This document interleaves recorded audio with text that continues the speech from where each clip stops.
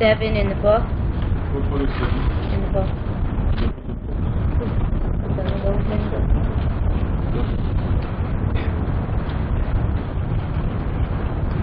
Surah 92, the night. In the name of God, most gracious, most merciful. By the night as it covers, the day as it reveals, and him who created the male and female. Your works are of various kinds. As for him who gives to charity and maintains righteousness and upholds the Scripture, we will direct him toward happiness. But he who is stingy, though he is rich, and disbelieves in the Scripture, we will direct him towards misery. His money cannot help him when he falls. We provide the guidance. We control the hereafter as well as this life. I have warned you about the blazing hellfire. None burns therein except the wicked, who disbelieves and turns away. Avoiding it will be the righteous, who gives from his money to charity, seeking nothing in return, seeking only his Lord, the Most High. He will certainly attain salvation. Verse 1 and verse 2, by the night as it covers, the day as it reveals. There are many verses which refer to day, night, forenoon in Quran. The night is created for our rest and therefore is a benefit. And we can use that as an analogy to this life because we're blocked from being in God's presence while we're in this life. It is a sort of darkness. It is a sort of barrier. We cannot stand God's presence in our present form. The day, as it reveals, most of the references in Quran about day are about the day of resurrection, all the way through. And I thought of that as an analogy to light, which reveals the truth and things as they are. And I thought that appropriate to when we consider the day of resurrection, the day of judgment, because that's in fact what will happen. We're all familiar with night and how black it can be without any stars or the moon out. I used to live up on a hill in the middle of the country, and there was no electricity from house to house. There's nothing to see except the lightning bugs if you were fortunate. You couldn't see your hand in front of your face. It was that dark. And that's quite a cover. It removes our world from us, so that what we remember of the world in the daylight really is an illusion. The night takes everything away. And that's what happened to us when we had to come to this life. We had to be away from our real life for the period of time we're here. And when the sun comes up and things begin to take shape, the first thing that we see is silhouettes, usually. I live across the street from a park now, and when the sun rises, the trees don't have any texture or depth or color. There are shapes as the sun begins to come up, and they look flat. And as the sun rises further, the color appears, and then its depth and texture, and you see individual leaves moving, and all the parts that make up the tree. And so the day is revelation, and the day of judgment is a revelation to all of us. Even those of us who hope to be safe on the day of resurrection, I think we will also see things that we did not see ever in this lifetime. And him who created the male and the female, your works are of various kinds. Some time ago I went through Quran and looked for all of the references that God made to the human being, whether it was about creation or about our nature and our characters. And there are an awful lot, as I was telling Lydia before we started, an awful lot of descriptions of us that are not real positive. We're hasty, we're unappreciative, contentious, parsimonious, and unappreciative is throughout quite a bit. And there are rare instances where the verse might finish with the phrase, except for those who lead a righteous life, or something similar. Our works are of various kinds. And for those of us who do things that appear to be Quranic, but we are still involved in idol worship, we know that those works are nullified. And in fact, God designs those works to help others. We are all in the service of each other, but that on the day of resurrection, if we are involved in idol worship, it will be as if we had not done that. Verses 5 through 11 describe two types of people. God alone knows what each of our choice was, what in our hearts we really believe, even though we forgot when we came here. For those of us who chose God alone, God willing, all of us, God will give us everything in our life to augment that choice. We know those things as tests. We know them as gifts. We know them as miracles. We each have stories to tell. And as we recognize them as such, they augment and cement and increase our faith and our knowledge in God's truth and His guarantees. For those who do not believe, God also provides for them what they need to continue disbelief. It may appear as though they're wondrous things. For instance, the very wealthy, or people that have great status, or people that seem to have a lot of power and can get people and countries to do things for themselves, for instance. Those people may consider themselves blessed, but God is merely continuing to test them so that at the end, at the day of judgment, there will be no excuse whatsoever, nothing they can say or do, except to ask to come back and try again, which of course we know will not be allowed. So I read those verses as descriptions of how God is so merciful to all of us, because even though God knows the choice of the disbelievers and augments that choice in their life, He still is providing proof of God alone and the truth to them in the midst of all the things that are given and all the things that seem to be provided so easily. What I thought was that I constantly think that this life is an illusion. It is one huge test for all of us, believers or not. And we have to keep striving to find the truth, to be believers with certainty. And that's very difficult. Sometimes some of the things that God causes to happen in our lives, the people we meet, the settings we find ourselves in, are confusing, and they can make us wonder if we're on the right path at all. But that is in fact the test, and we have to keep striving and stay right where we're going, toward God alone. And whatever is puzzling will become clear very quickly if we do that. Does anybody have any comments, questions, additions up till here?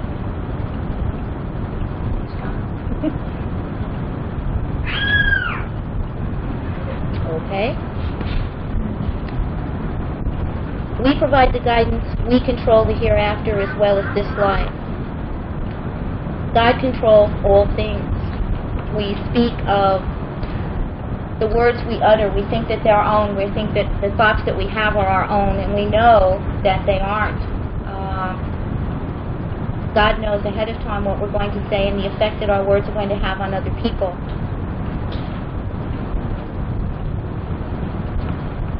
More than that, we control the hereafter as well as this life. Our lives are so perfectly designed. We have all the choices in the world available to us. What time we're going to get up for Salat in the morning, we choose that time, unless we wake up and don't need an alarm clock anymore, like Rashad. We choose what we're going to have for breakfast, whether we're going to eat at all.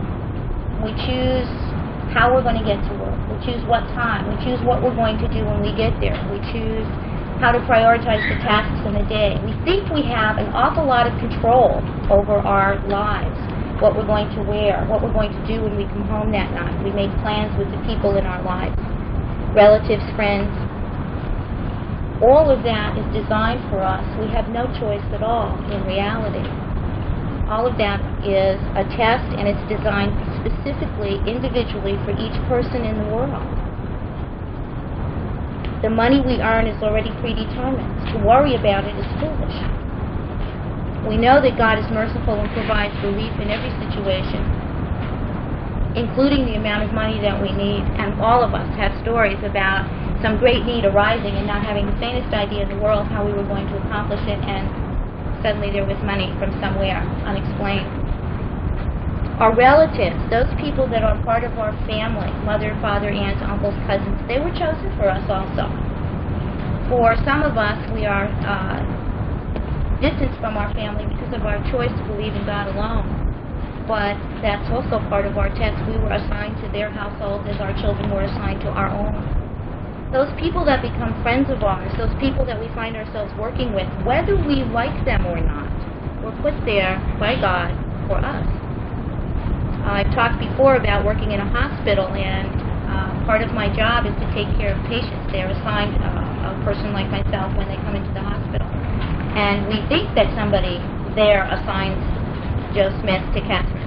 In fact, God does that and allows me to meet some people and not others that come through the hospital for a reason. Material things that we gain or do not gain are again designed by God to test whether we're focused on the need for those or not. Amongst other things, the environmental settings that we find ourselves in. I remember traveling to the conference and Rashad telling that story about the bugs at that time that we stopped to make salat and made it the fastest we'd ever made it before. All of us were destined to do that. We didn't know that. We didn't know that was going to happen. And it was on green grass, as I remember, in the middle of the desert. It was a nice carpet of grass, and Rashad was right. There was no one there. It just seemed to be waiting for all of us. It certainly was. But for some reason, all of us were to share that experience and run back to the van. I remember that. We ran. We didn't stay there very long. All the things that are designed in our lives, whether they're people or things or places we travel to, they're all designed by God. In all of them is the proof of God alone, and that God controls all things. If we are truly searching for that, we'll see that in all things, in all conversations, in all the people that we meet, all the places that we go. If we know that God controls everything, and there are layers and layers of that, when we first begin to understand that God controls everything, it's confusing, because you want to say, well, wait a minute, I chose that, and I chose this, and then the realization comes that God controls everything, and you didn't choose it, but you still retain the thought that what's in your head is your own. Out there is okay, God's running all of that, but your thoughts are your own, and you're using your mind to understand that. And then the next layer peels away, and you realize that the thoughts you have in your head are not even your own. They're part of a perfectly designed life for each of us. And in those lives, the truth is buried everywhere. In fact, it's not buried.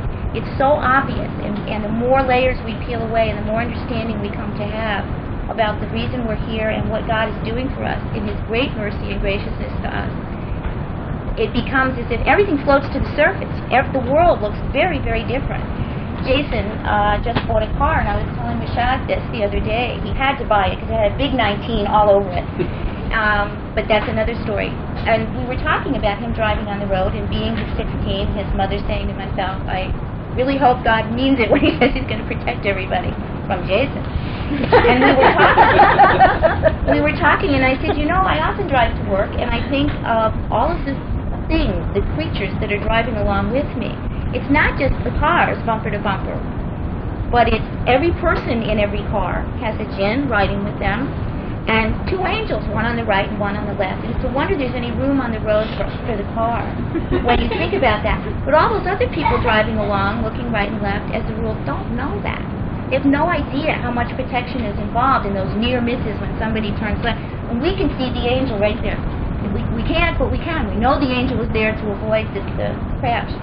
So the world takes on a very different perspective, and alhamdulillah, a great peace occurs when we understand that what seems bad isn't, that God is after us in mercy and to provide the guidance that we need to find Him and return to Him and never be separated again. It's really incredible. Are there any comments about those two verses? Finish the surah yet? No. You're doing so well. Do you have any comments at all? You're finished. Yes. Okay. I have warned you about the blazing hellfire. None burns therein except the wicked, who disbelieves and turns away. That's very straightforward. God gives many descriptions in Quran about the types of people that are going to end up in hell. And some of them are almost abstract. This is very straightforward, and it's a bottom line. People who disbelieve and turn away are wicked, and there is no second chance. Hell is where these people will be, and they don't know it. They won't know it until the day of resurrection. Avoiding it will be the righteous, who gives from his money to charity, seeking nothing in return, only his Lord, the Most High. He will certainly attain salvation. The righteous are spared with the greatest mercy, because we know that we all sin. for those of us who mercifully come to understand God alone and free ourselves from any type of idol worship, including our own ego, this is a tremendous accomplishment. It's described as such with words in Quran, but I don't think we can fully understand how much mercy from God is involved here. For us to escape, even to end up in purgatory, hanging on by our toenails, would be an incredible mercy. And then God, again, very simply describes those people who are going to avoid hell for all eternity. And those are people who are not really attached to this world, who understand that what is part of their lives is given. It is all a gift from God. And it is not meant that we should keep every single thing that comes our way. And to think of anything as ours is also foolish, because it's God's. And if we're meant to give it away, then we should do that without ever looking back. One of the difficulties I had in my family, being raised as a Christian, we had to go through that Christmas fantasy that happens for months every year. And in my family, from the time I was very young, the giving of gifts never was the giving of gifts. It was always attached to conditions. Even though everyone knew, for instance, that we had 3 small children and didn't have a lot of money, and the gifts were given with great smiles, there was always the great frown and the comments that similar gifts were not given in return. And if they weren't, it was remembered from year to year to year to year, forever. And finally, long before I moved to Tucson, alhamdulillah, I just told my family, we don't do Christmas anymore. I don't know what it is anymore. I don't know what you think you're doing, but I cannot participate in it, and I cannot encourage my children to do this. This is just horrible. You don't know how to give anything. My family would come to help, and the help was more of a burden because there were strings attached to that, something that we were supposed to do or behave or perform. God says that for those of us who are true believers, we recognize that what we have is to be shared with the people around us, because it's given to us for that purpose. To overcome our natural need to be stingy and to hoard is also a tremendous accomplishment. It's almost impossible.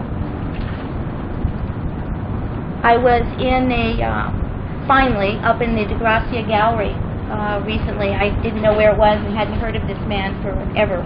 And a guest came down from Phoenix, and she had wanted to go, so we drove up there and walked around in the last 20 minutes of the day. And there are pictures on the wall. I don't know how many of you have been up there. Some of them are the little girls, the Indian girls that we all recognize as De Gracia's work. But he did a lot of other things. So there's oil paintings on the wall, and so are the prices of these paintings. And I cannot imagine someone paying $2,000 for a painting, never mind more than that.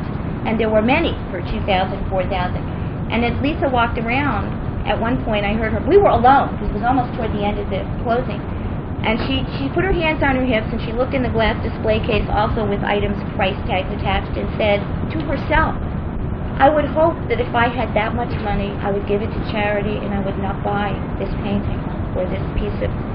And I looked at her and I thought, dead on. She doesn't know much about Islam, but that's the way we need to be. To have that kind of money and not think about using it to help others is a sin. And there are many people like that, as we know. The last 2 verses tell us what we get, and God always gives a guarantee. Seeking only our Lord, the Most High. If we stay focused on that and not this material world, except insofar as we are to behave righteously, and we are given guidelines for that, He will certainly obtain salvation. This is a guarantee. There's no question at all. And there are many such guarantees in Quran, if we but follow God's instructions. The path can at times seem extraordinarily narrow, and at other times so wide, because we feel so protected. Those angels seem to grow before our eyes. Fortunately, we don't try to fly without wings, but it's almost that wonderful, that kind of peace. And then the tests come again as the purification process continues. If we stay focused on God alone, and we manage to pass those tests, if we are sincere in our heart, salvation means eternal life, our real lives. There's nothing that we could possibly want in this world that's more than that, or better than that, or equal to that. Now, does anybody have comments? Good. Not question. Yes. In this chapter there is a significant contrast of antonyms. For example, it starts with night and day.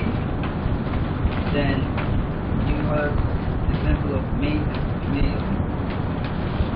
Then give an example also a man that gives the person that gives charity, and the other one is stingy. And also a person that offers scripture, the other one is scripture. One is happy, the other is noisy. And then hereafter lie. Then the wicked and the righteous. And there are seven and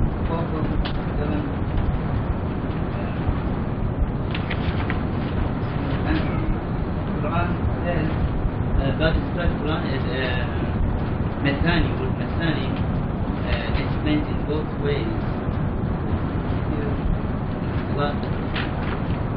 Good example. Contrasts.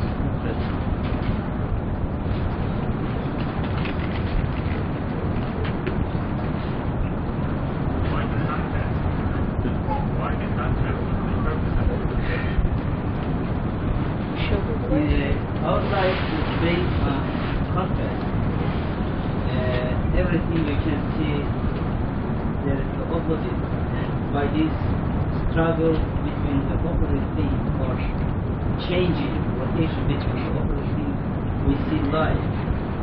Everything, day and night, justice, injustice, beautiful, ugly, small, big, everything we can see, positive, negative, and this we can see a good person, a bad person, a good person like a day, a bad person like night, or you can see something like that. I think you have something to add. Now I have a question. Why the first three verses are God is swearing, say, by the night, by the day, and male and female, and then your works are of various kinds. What does that mean? Why three verses God is swearing to these three people, although they are contract, but they have different meanings, source of life, creation, life, and being. It doesn't matter, human beings or male, female, anything. But then the works are of various kinds. And So we have three profound introductions. The day and the night are profound signs, as you know. They remind us that the earth is hanging in space, and the male and the female. So these three profound verses tell us that actually this short surah tells the secret of happiness. So it is very important to know which path will lead you to happiness in this world and forever, and which path will lead you to misery in this world and forever. So you see in verse 7, the path to happiness. Surah 54, if you remember, God says He directs you to happiness or misery. He controls that. And it is now established that material success does not bring happiness. So your works are of various kinds, and they will lead you to either path, happiness or misery. And what I wanted to emphasize is verses 5 and 18, both of them talk about charity. In this short surah, two verses talk about charity. It's because it's a continuous process. Just like we feed, God wants to remind us that just because we continuously feed our body, how many times did you drink today? You drank water or Coke or something today. You drank, you ate, you really take care of your body, your garment. So God is reminding us to take care of the real person, of you. To take care of you is a continuous process, just like the eating and the drinking and the sleeping and the showering, the things that you do for your body. It's a continuous process, and like the fire contact prayers, continuous process, charity also is a continuous process, because you continuously make money. And you have to set aside 2.5% for your relatives, your parents, and so on. Just like indirect. The 3 verses, 3 profound signs, this is common in the short surahs, precede something that's very important. And here, the important thing is the secret of happiness. If you do these continuous processes that develop your soul, God promises you happiness now and forever. Also, these 3 verses consistent with the text. God said in verse 4, your words are of various kinds. Contrasting. Yes, contrasting. Give some contrast from our life, natural life, and then give us the hereafter some other example. Why God is develop these surahs charity as the main reason for being going to the right path? Because people neglect to do it. That's why. It's not only in this surah. Actually, if you look in almost every surah, you will see it. Especially, Rashad, especially in making surahs chapters, in short chapters, you can find Almost more, every surah will have something about charity.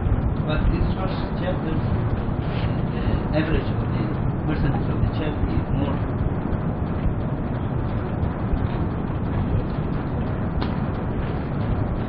It's something that people tend to forget or neglect. In fact, I keep repeating, so I remind myself.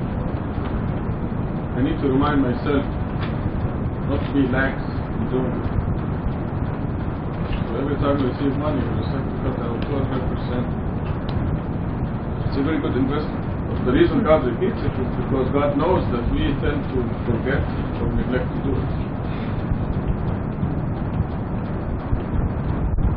We seem to do the 5 daily prayers easily. Charity is something that we can forget, because you get involved in spending, before you know it, your money is gone. You didn't set aside the 2.5%. So the reason this is also repetition is of psychological importance. This is a common. Because God knows the human beings better than anybody else. As you said, praying, you may pray because he doesn't cost you anything. You ask, that's but giving money, especially the part of the money, is something that really is Costs, yeah. ultimate things that you have to sacrifice to get to that point. To be able to do it at Also, it has to be a continuous process, just like eating and drinking.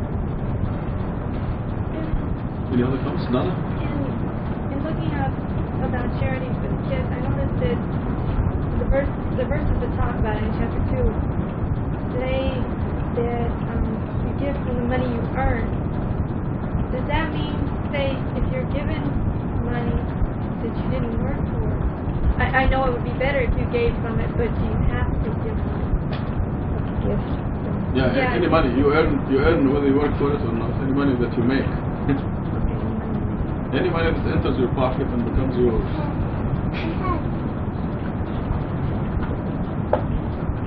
Anybody else? Questions? 93.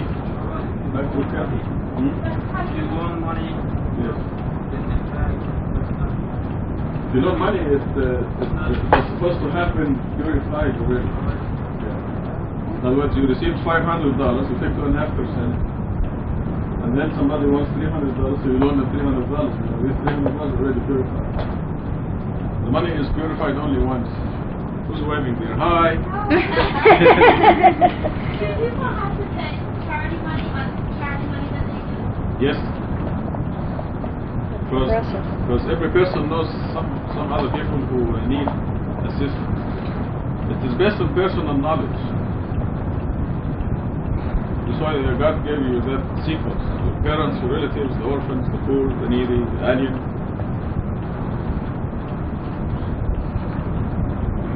It's based on personal knowledge. And we read in Surah 2 that there are people who may need it and nobody will know. But people close to them will know that. Go ahead. This happened to me last church.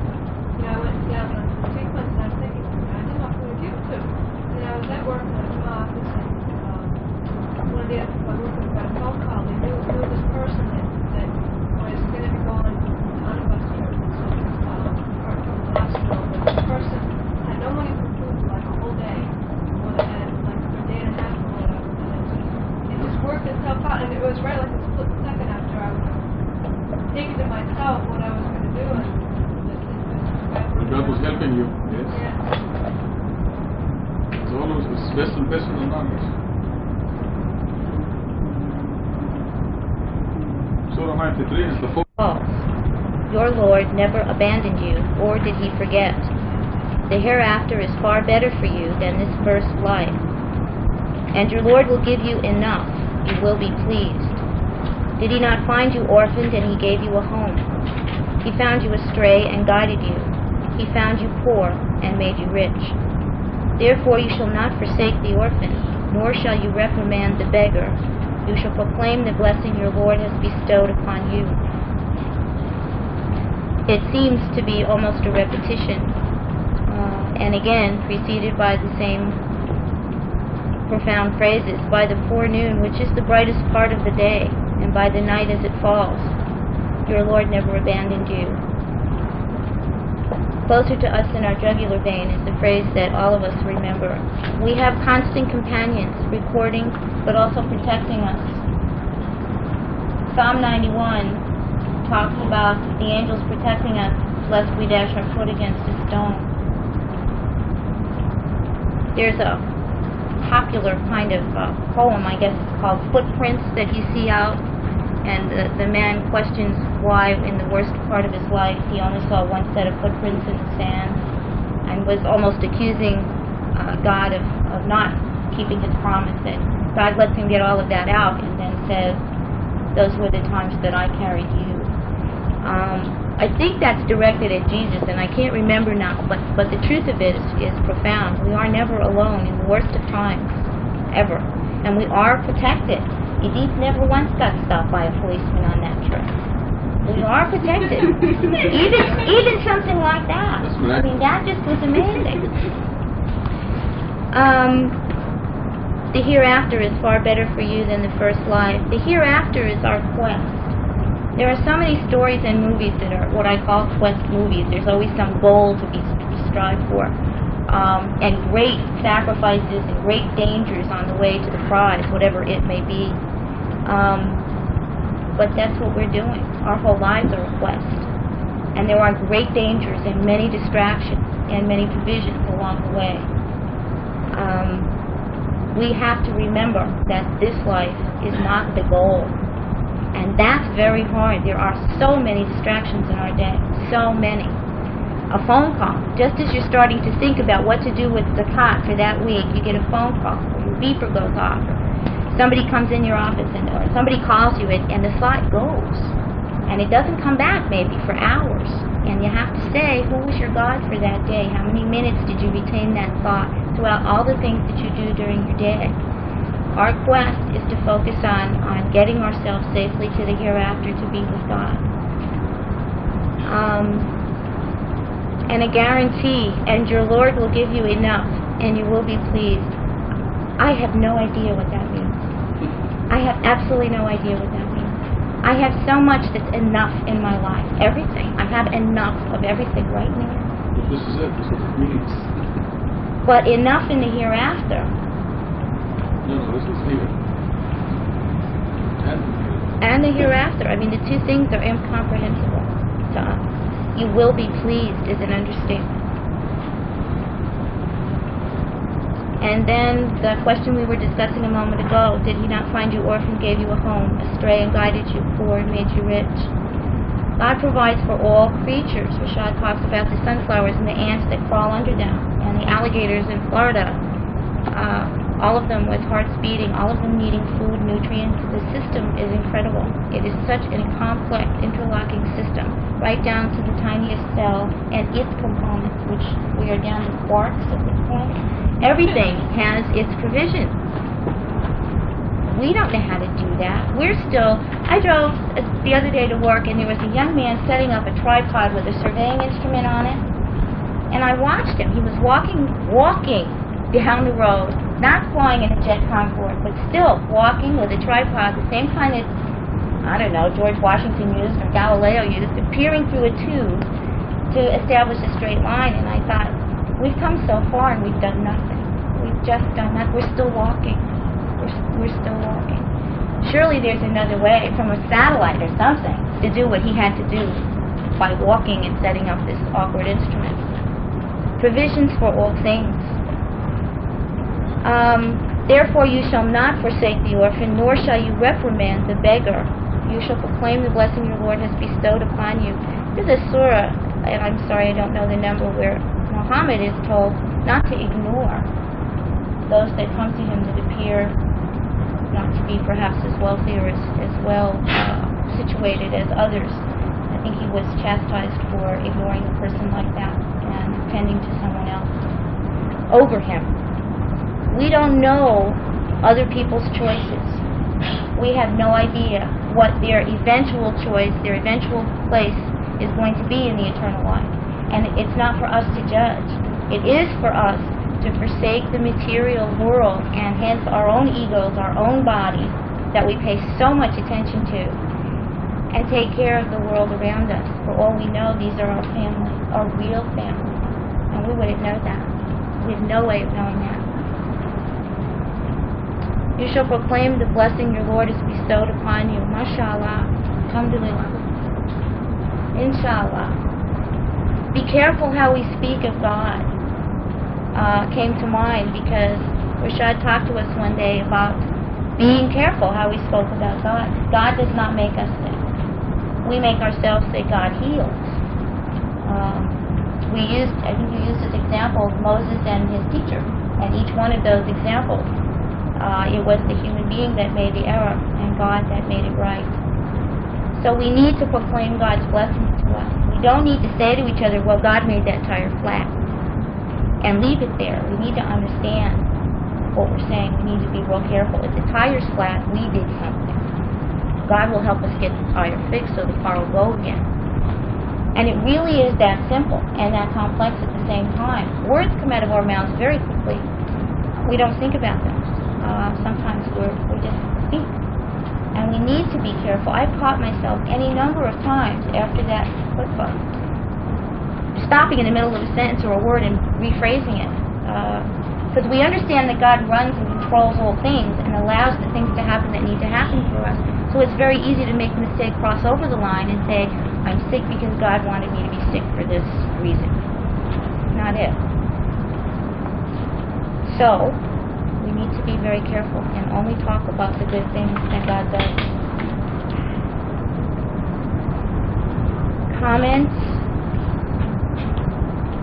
David. Number 10, I have like about this week was it's really hard to explain to them that they should not really look down on somebody because it's not much on the way. But it's kind of hard to explain to them why they should look whatever. They're like 35 years old, they sound long, or a child. How do you explain that? You don't know his circumstances. Yeah. There are times when able-bodied people with perfect qualifications somehow they just go weeks, maybe months without a job. They just don't seem to be able. So the answer would be like You have to be extremely kind to them.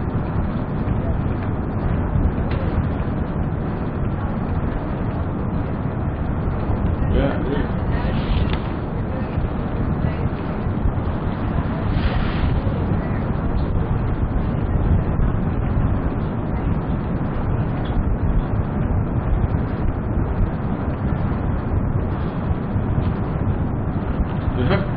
There may be exceptions. Some professional beggars who are rich as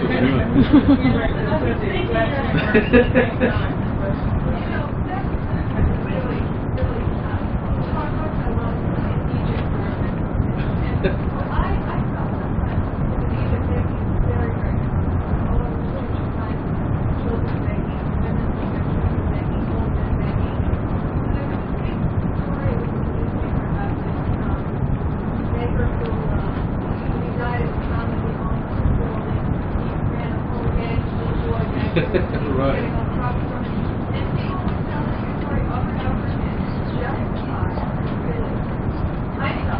Yes.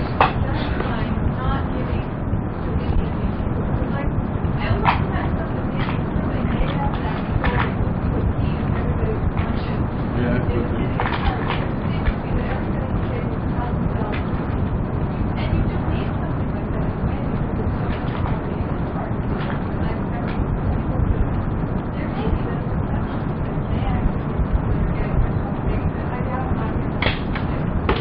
We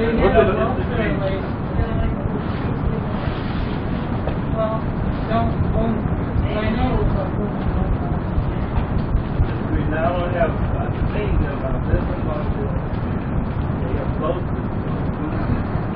have brought up the picture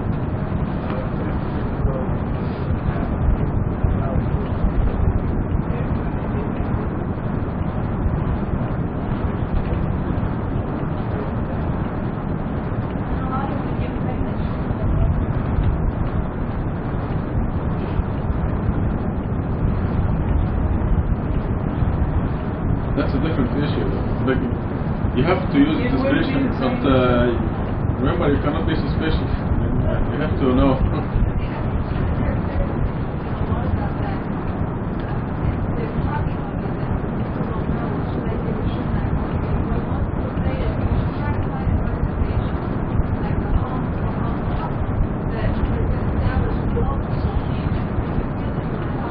Tucson is the food bank. Tucson is the food bank, but sometimes you meet these people in the street. They come to your door. You have to act. There's a commandment here not to reprimand the beggar. So you better be careful. I'd rather be a sucker than and the previous commandment. Right, right. But I mean, this is the least. The least we can do is not reprimand. Because of course, unless you know personally what he or she is doing.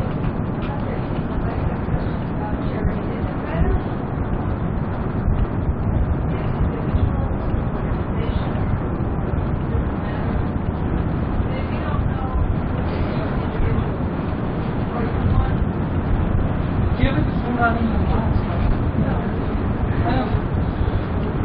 I don't know, if I can't think of anybody to give it to, I'll just put it in a salon or whatever. Give it here.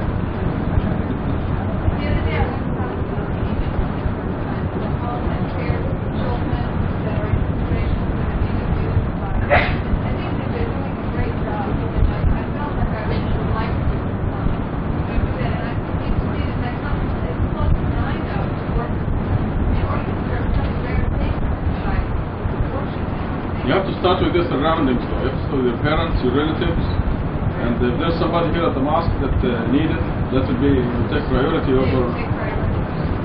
A children's organization probably takes a lot of money from United Way, and they have a lot of professionals living off of that too.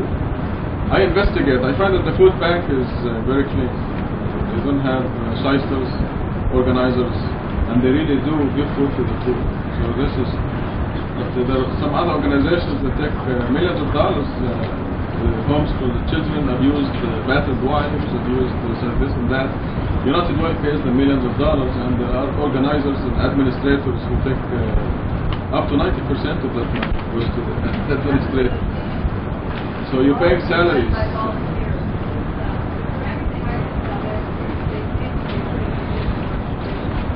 Yeah, as long as you know what they're doing. There's nothing wrong with giving to that, as you don't use it as like over and above zakat to any of those things. Because I give to a lot of animal organizations, but I don't count that as zakat. Yeah, but the system of the Quran is you start with your own family, and then you go further and further. The priorities are set in the Quran. Beth? Beth, this is something different.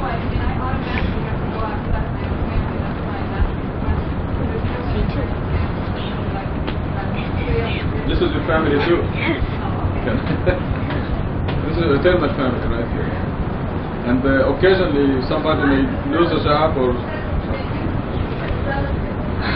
Yes. Yes. Cousins, aunts, uncles, nephews, nieces. Yes. What did you want to say? I was going to ask you about the goodwill. The goodwill. Yeah. That you, or like the Salvation Army. They should be down on the list. Down Right, on the list. yeah, I know. Yeah. You just made the statement about how we should be really careful how we speak about God. And how if we get sick and then sick, God then what is or even that's wrong. We're talking about God. Right, you don't attribute sickness to God. You don't attribute sickness to God, you attribute it to yourself. So I did something wrong. But like, what God is did you teaching. learn because of the reason? I mean, like, because of the consequences. For instance, like I was really sick the other day. I was really sick, and the next day I was feeling, I mean, just so much better. I was fine. And the night that I was sick, I couldn't eat, and I was already sick. And then the following day, I mean, the thought of being and was told that sometimes it's to make us more appreciative for all those days, year after year, that we get up and we feel fine. All those days that we can eat every meal and it stays down. And me, a lot more than in others. We don't think about that. We take that for granted. We get very caught up in our lives. And we just swing our feet out of bed and go to it in the morning. And do we wake up after we say Bismillah ar-Rahman ar-Rahim? Do we say, look at this, I can get up. And there's nothing happening to me. I can get up, my feet hit the floor, everything works. I can move, I can walk, I don't trip, I don't fall.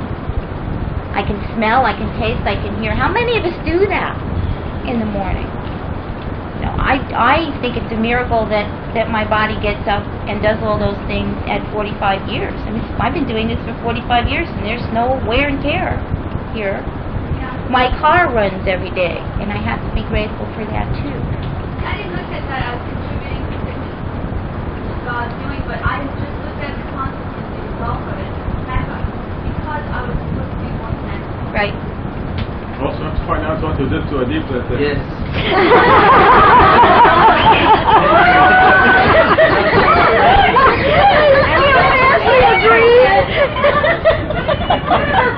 You have to be careful. He's just right in, like he was going to say that. Why I am not sick? You are always become sick. I better go to good guess.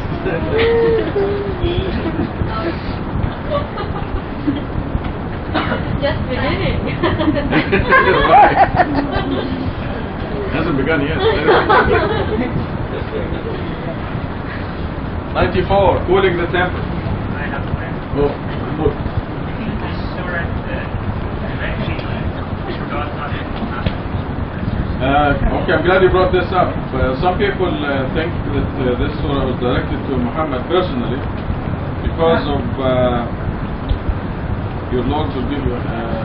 Did he not find you orphan and he gave you a home? Because Muhammad is an orphan. He found you astray and he guided you. You will not get the Muhammadans to confess that he ever was astray.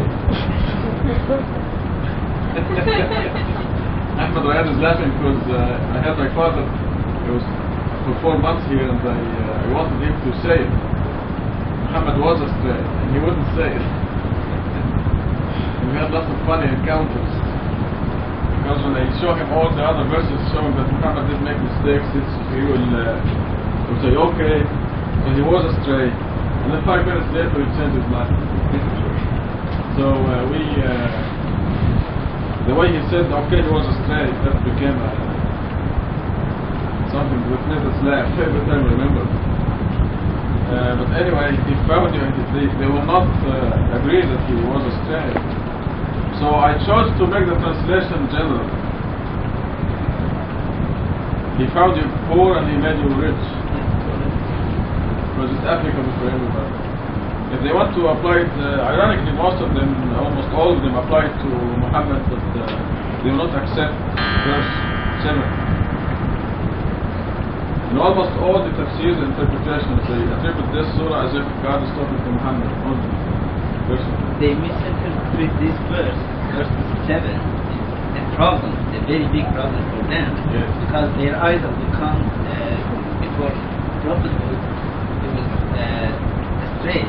And then they want to interpret, one of the most famous interpretation is, when he was child, he lost his way, so God showed him the way. What does it say here?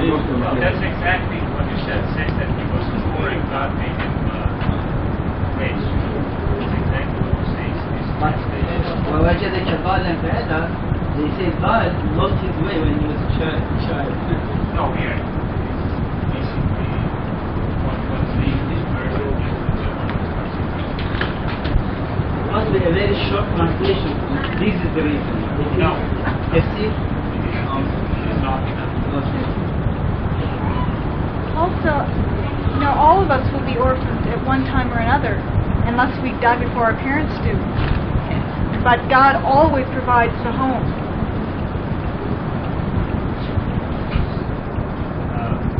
The reason I'm saying this is that in relation with the surah that you have,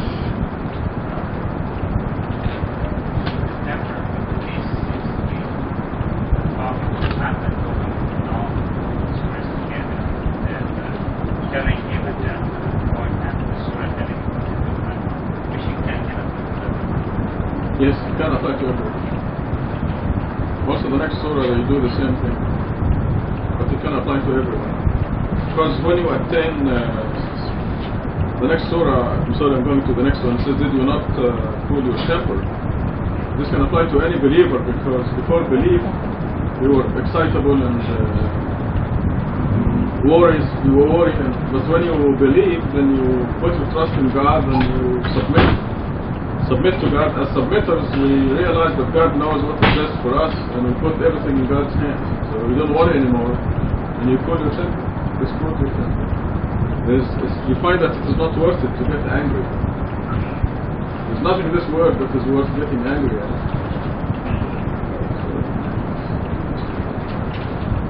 So this can be also general. So we go to Kathryn in Surah 94.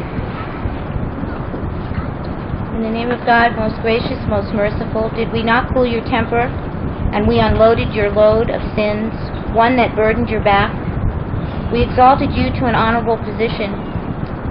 With pain there is gain, indeed with pain there is gain. Whenever possible you shall strive, seeking only your Lord.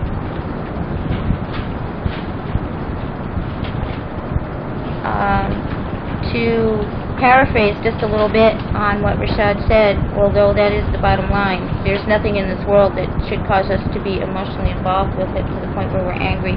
But even annoyance, a little bit of suspicion. I remember Rashad giving us the example of walking past someone on the street and the person seemed to be making a face, and we thought that person doesn't like me. That's wrong. How do we know they don't have a stomachache? That's helped me a lot in my dealings with other people, and I work in a place where I see an awful lot of people who are troubled, and if I was to be concerned that perhaps they didn't like me or they didn't want to talk to me, I wouldn't go there at all. It would be very easy to misinterpret. On the other hand, if I understand that this person is part of the family of God, that I don't know this person's choice, but that they are to be treated the same, with respect, with dignity, and in a righteous fashion, I'm not going to be angry about anything. And I have to confess another story here, because these things keep happening. There is one case that we've been working on. In this particular case, the person is not, I was going to say appropriate, but that sounds so odd. The person does not actually belong in our institution. The person is developmentally disabled, which means this person was retarded since they were born. And the agency that is supposed to provide the care for this person has decided not to do so, and has left the patient in our institution, which is not a good thing for that patient at all. And in going to the meetings with many people coming together to decide what to do with this other person, the other person not present, of course, how can we best provide service? It was clear that there was a lot of politics going on, and people were trying to avoid spending money, and so they were literally dumping the problem in one particular area. And after the first meeting, I remember driving back to the hospital, and I don't even remember the drive back. I was so incensed at what had happened. I was so incensed at the dishonesty, at the manipulation that I had witnessed and heard, and that this person could be so badly mistreated. It took me a couple of hours to get rid of what amounted to anger. I was furious that this person, who is poor, who cannot fend for themselves, has been totally disregarded. And by the time the 2 hours was over, I started looking around because I was sure the whole floor was going to open up and I was going to go through it. I'd wasted 2 hours being angry at something that is happening according to God's will and for a reason. And the person that I was angry for is perfectly happy where they are, perfectly well provided. And in fact, they're still there. So again, we keep learning these lessons. I wasted a lot of energy, and you can bet that not once during that 2 hours was I thinking about God. It wasn't until I did think about God that the whole thing went away, and I had to be sincerely repentant. So when we least expect it, those things come up in our lives as much as we strive. It's really important to control our emotions. It's the thing that can take us off the path very quickly. We unloaded your load, one that burdened your back. I'm not sure if verse 3 refers to something in particular or not. Because to all of us, it refers to all of us. We do carry our own, and only God can turn our sins to credit. And we're told how that can happen if we sincerely repent and reform. None of us bears the burden of another person, including Jesus, Muhammad, Moses, any of us. We exalted you to an honorable position. This is an honorable position. Sitting on this floor every Friday night is the most honorable position I've ever been in my life. And that's how I read that verse. I thought, what tremendous mercy to be led here and to be allowed to come here every week.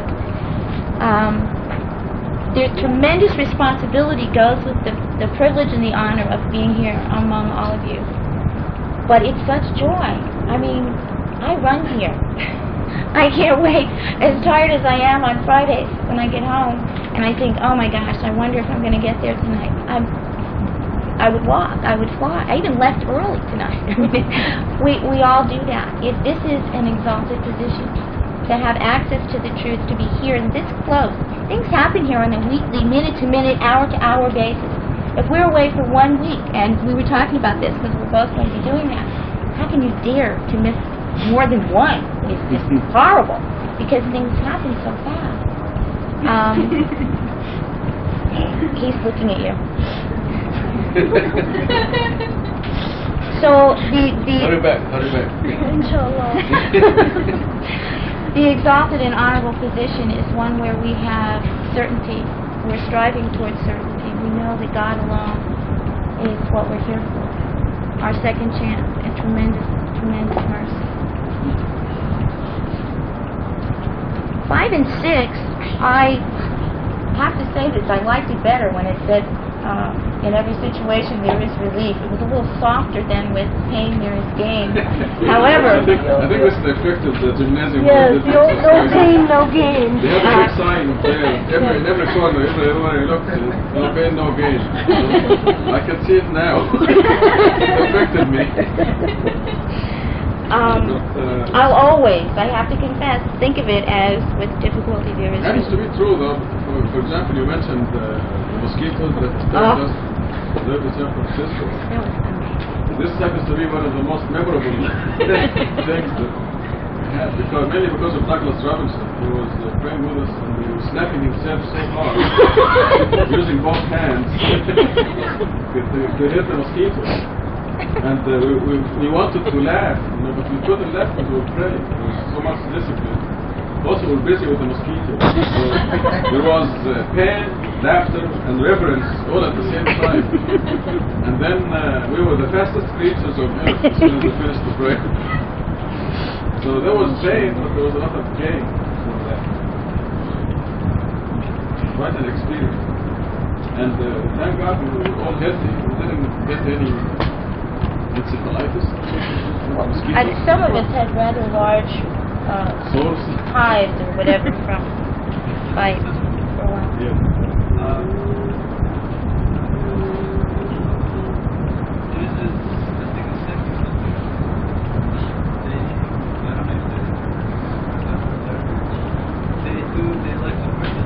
Please don't tell us about what gave us a food about it. Yes, we saw it. We never forget that. Not that kind of thing. I don't know. No. I don't think it has anything to do with anything in the Quran. I know. My phone had the video on those people.